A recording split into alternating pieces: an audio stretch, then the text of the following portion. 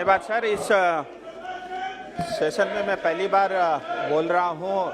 अपना विषय रखने से पहले हाल ही में मणिपुर में नूने में जो लैंडस्लाइड हुआ 61 लोगों की वहाँ पे जाने गई, मैं सदन की ओर से उन सबको रिकॉर्ड में नहीं जाएगा अर्पित करता हूँ। विषय पे आ रहा हूँ सर। आपका बहुत धन्यवाद।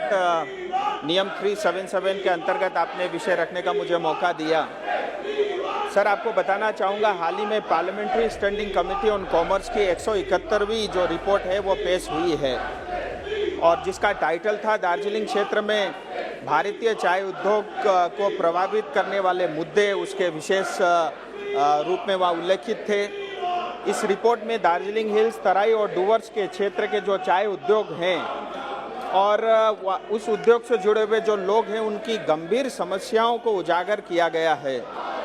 और सबसे गंभीर समस्या चाय बागान के मजदूरों का पर्जा पट्टा यानी उनकी भूमि अधिकारों से उनको वंचित करना रहा है, जो कई पीढ़ियों से उस चाय बागान के साथ जुड़े हैं। और रिपोर्ट में समिति ने ये भी कहा है कि समिति गंभीरता से चाय श्रमिकों की दुर्दशा और दयनीय स्थिति को संज्ञान में लेती है और भारत स्वतंत्र के 7 दशकों के बावजूद भी चाय श्रमिकों को उनके मूल भूमि अधिकार से वंचित करने वाली सामंतवादी व्यवस्था की घोर निंदा भी करती है। रिपोर्ट के अगले अंश में समिति ने ये भी कहा है, न केवल जीने के लिए बल्कि अपने मृत परिवार के सदस्यों को दफनाने के लिए भी उन्हें सतत संघर्ष करना पड़ता है। ये दुर्भाग्य है और बहुत ही दुखद है।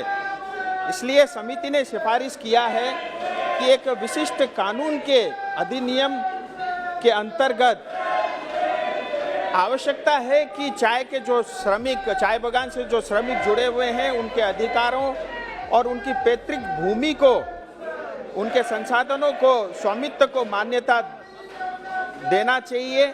इसलिए मैं केंद्र सरकार से एक कानून बनाने का अनुरोध करता हूं, जो चाय बागान और सिंखोना बागान के श्रमिकों के लिए पर्जा पट्टा यानी भूमि अधिकार सुनिश्चित करें।